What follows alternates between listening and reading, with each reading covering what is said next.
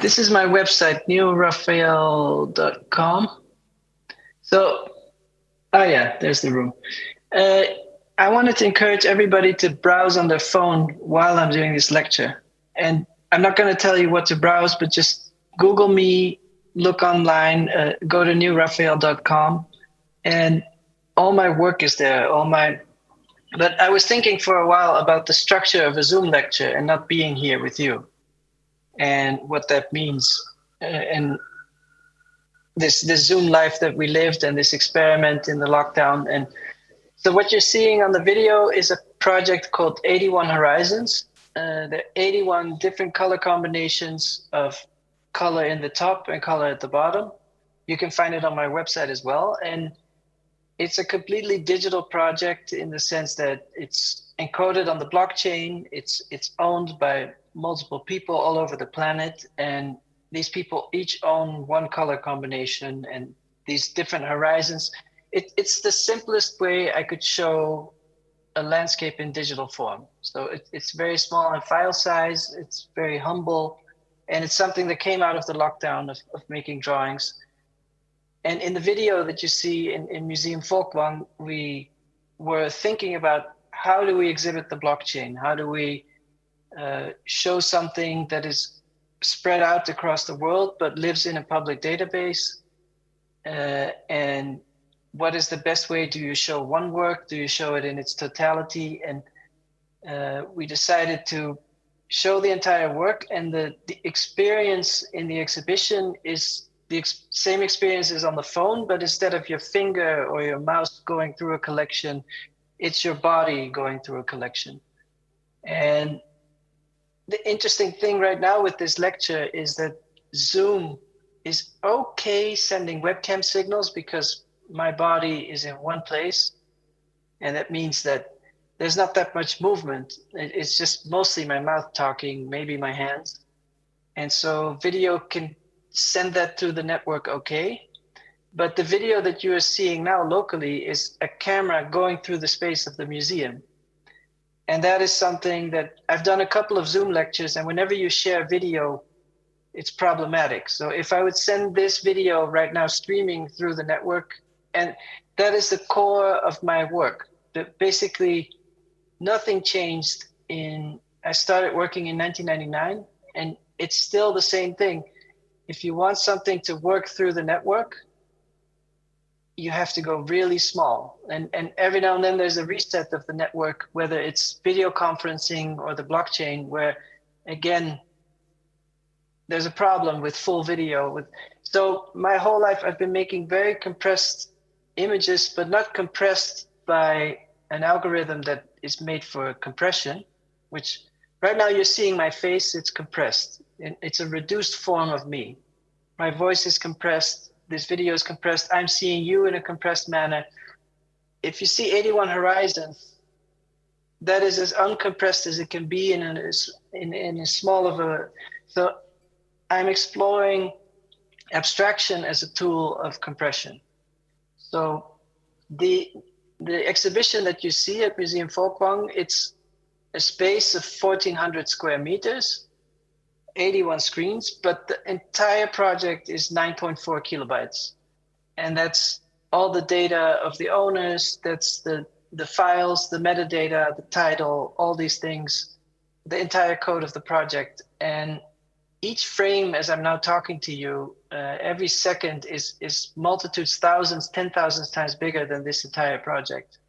And so I started in 1999 just with this simple question that I was animating video, and I was asking my teachers, how do I put this online? And they're like, well, the connection is slow, so you could use this codec or that codec, you can compress it this way, and it would be a reduced form of reality. And so, but this exhibition that you are now also seeing in a compressed way, you could walk over to Museum Folkwang and see it completely uncompressed, or you can go on your phone and search 81 Horizons on OpenSea or somewhere else, and that will also be uncompressed. So I'm very interested in making work that is completely uncompressed and unfiltered and real, because we're looking at the digital thing.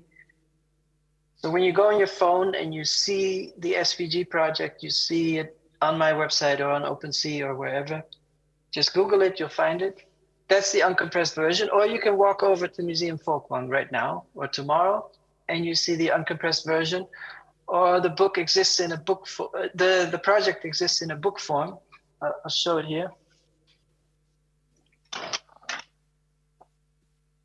So this is not a sales message, but it's just like the entire project is contained in this book. So the code of the book, the code of the project is the first 2 pages of the book. Because the code is so small, it's just 2 pages. So that's the smart contract that describes the project. And then here we have 81 horizons with their color codes. So this all comes from instruction-based thinking and instruction art and art as algorithms and reducing the algorithm to the simplest instruction. So you could almost read this project as a verbal description. You could say there's a landscape. It is shown as a rectangle that is 5:6 aspect ratio. About 72% of the top is blue. About the rest of the space is a bluish green. Next one, that's horizon 1. Horizon 2, same color blue sky, slightly lighter, more apple green. Horizon 3, and on and on and on. You could describe this project. When we describe code as an idea verbally, that's called pseudocode. That's kind of how I always work, because I'm not a coder, so I work with coders and I describe things and they have to convert that either to blockchain code or browser code or any kind of code. And so the interesting thing is that we all rely on the browser and code and machines as a window and as a portal. So I'm teleporting into the room with you now, and I'm relying on Zoom and on Apple and on the lens and all these algorithms to translate my being into your space. And when I make code-specific projects, I rely on a coder to translate my idea, to beam them to you. And it's interesting to me how much control we have over how we get pushed through the funnel. So ultimately, the digital is a funnel, and we're being squeezed through this funnel. And how much of that is in your control? How much do you decide on the aesthetics of the compression, and how do you deal with do you create the funnel, or do you use the Zoom funnel, or do you use the YouTube funnel or the Instagram funnel, or is it your own funnel? But you need some way to fit your being. And that to me is a metaphor for what art is, because art has always dealt with funnels. And so you have the funnel of painting or the funnel of sculpture, and some people can fit their personality into a brush and some people cannot. Or some people can fit their personality into a poem and some people cannot. And if you look at art history, there have always been moments of new technologies, and certain people thrive in those technologies and other people don't. And perhaps it started with storytelling around a campfire, or poetry around a campfire. It's hard to know if that happened or not. And every so many years, there's a new funnel, and then artists have to manipulate those funnels. And this is a very improvised lecture because I wanted to research the whole problem of remote work and remote being and remote contact, and this very strange setting that I'm in now, that I'm talking to you, I can't hear you, I don't know how many people are in the room. So I just wanted to explore this format of the Zoom lecture, which is a very strange thing, and I hope you can feel the strangeness. I would love to hear questions if that is possible. If anybody has a question, because I don't know if I'm coming across at all. Normally, I can read the room a little bit. I can see if you're smiling or if you're crying, and I have no idea now. So any questions would be very welcome.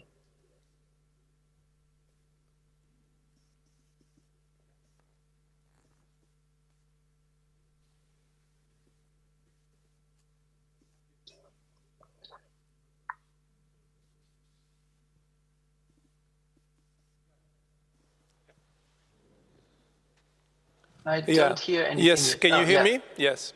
Yeah, hello. Hey, Rafael, this is Geert Lovink. I'm next speaker. Yeah. Hi, hello. Nice to see you. Yes, a question. I really like the idea of the funnel.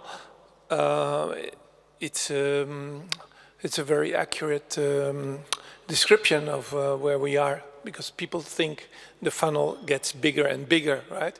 And that's not the case. No. It's not the case. No. And there's also a politics of the funnel and a design, and there are owners, people who, also decide how it's going to look like.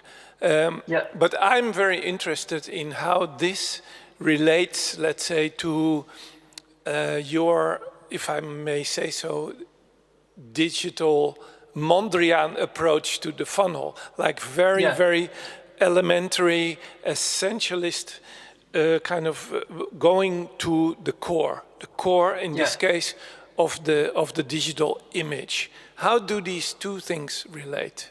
Well, in my experience, my father is an abstract geometric painter and a great admirer of Mondrian and Malevich. And growing up in the Netherlands, the museums have an abundance of Mondrian and Malevich, I think more than any other country. But my father's studio was over there, and the television was over there with Mickey Mouse and Looney Tunes. And I was always drawn to the TV as well. So I feel like I grew up exactly in the middle of those two spaces. And if you look at early animation, it's also a very reduced vocabulary. If you look at Mickey Mouse, he only has 4 fingers because there's an economy of drawing. And if you can save 20% of drawing fingers, that's a big deal. There's a reason that he looks that simple. So the simplicity, the technology demands it, especially in the beginning of the internet. I think every time technology, there's a new paradigm, like maybe now with VR, there's a reduced set of possibilities that every time a simplification or a stylization has a benefit. And I always wanted to make works that would be ready for every new. So the best example I can give is when I started, my screen was 640 by 480 pixels. So I made things that would be scalable, that would be ready for a screen the size of a building, but also a smartwatch. I just want to make works that are very robust. And I think Mondrian, we see that as a huge innovation at the time, but that was basically taking ideas from decorative arts and religious decoration and applying those to contemporary art. But they weren't really new ideas, the reduced vocabulary. So I think if you look at Zen gardens or calligraphy in the Middle East, there are all these, and hieroglyphs, there have always been simplistic reductions of concepts into almost letter forms, that even if you look at the history of letter forms, they were symbols. The capital A used to be upside down and it was the head of an ox or a bull. So humans have always tried to reduce things into pictograms, letters, symbols, and I've always found this path from. And then what I find interesting, what is unique to me, is that for painters, the road to abstraction was a choice of luxury. It was just an option, and it was no necessity. And for me, it was a necessity. So I like this idea that there's abstraction for the reason of efficiency, and this combination of efficiency and. So, and back to your question of who designs the funnels and who allows what bandwidth of each funnel, then you see that Instagram and TikTok also dictate the way creators create things. And so each funnel, the blockchain happens to be even more severe in file limitations than anything before. So that's something that I'm very comfortable with. And that's maybe what I was saying about certain people respond better to other funnels. A painter like Picasso maybe would not be happy with the blockchain and would feel very limited. And if you give me a brush and say, just do whatever you want, I feel too unlimited. And so I'm very happy with this system-based thinking. And that's just my personality.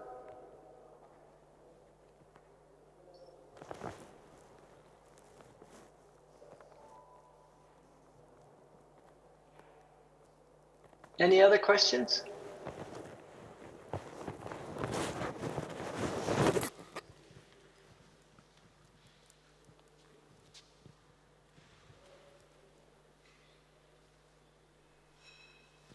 Just a remark for Geert before we go to the next question. I love your title, Sad by Design. And I didn't read the book or the whole novel, only some, but the title is so great. That's all I need.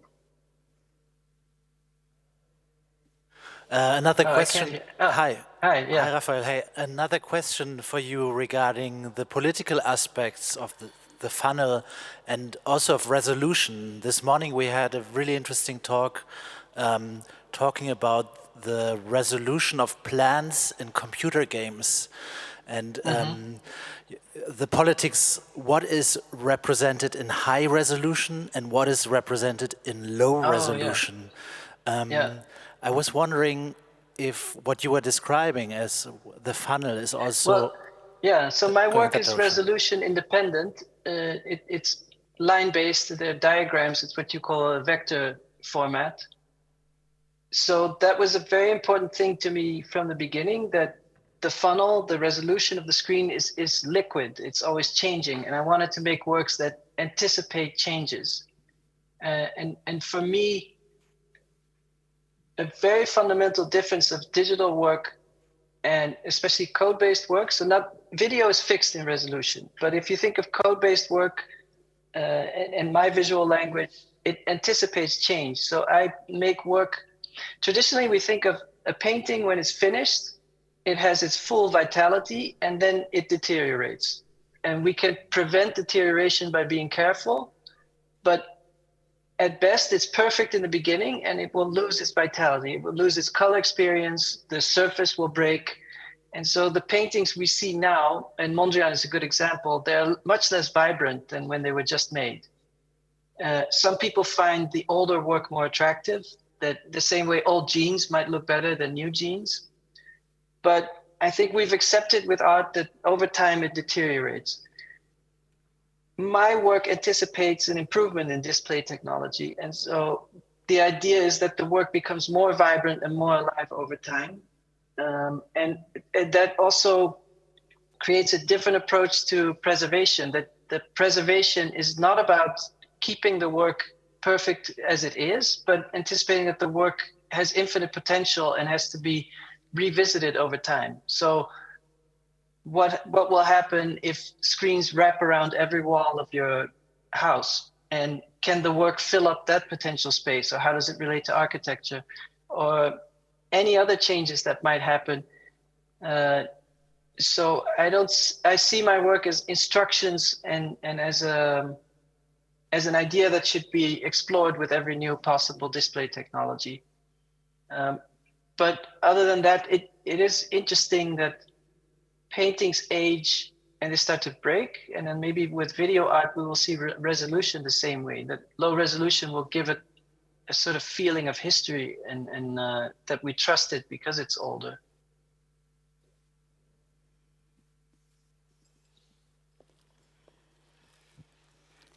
Hey, Rafael. I also have a question. When you talk about change and interaction in your work, how would you define the relationship between dimensions and information? So the way I think about information is, I talked before about letter forms and symbols, and that's not exactly how I see my work, because to me, information implies the word meaning, is connected to meaning, and I am very suspicious of the whole idea of meaning.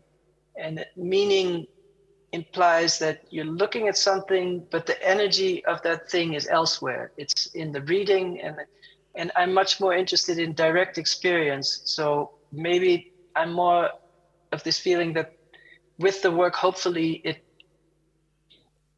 it creates an energy inside of you that doesn't have any predetermined outcome. And if there's a predetermined outcome, maybe that's what we call meaning. So if you're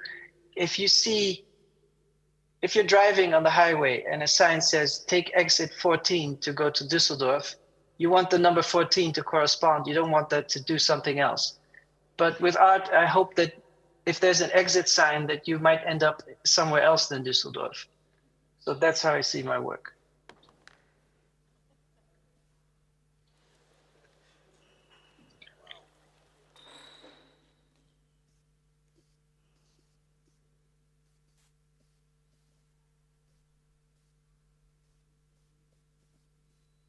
It looks very relaxed over there. Too bad I can't be there.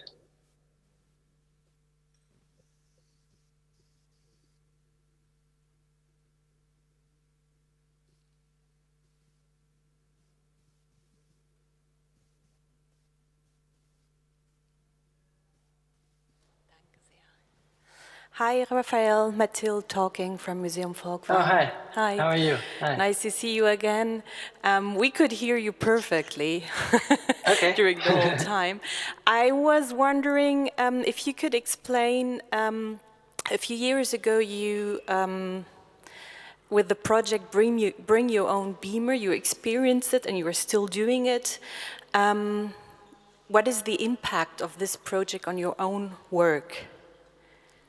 Yeah, so I can explain. Bring Your Own Beamer is an exhibition format that I started in 2010.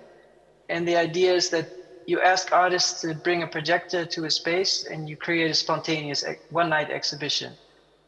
And the whole idea started from being in Berlin at the time, and a lot of my friends were making moving images. So people were very used to projecting their work, and a lot of people owned a projector. So I thought, if everybody brings their own gear, the exhibition format becomes much more spontaneous. I always noticed new media curators being very stressed because of the cost of all the materials and making exhibitions. And I was curious if we could make an exhibition that felt more freeform, like the internet itself.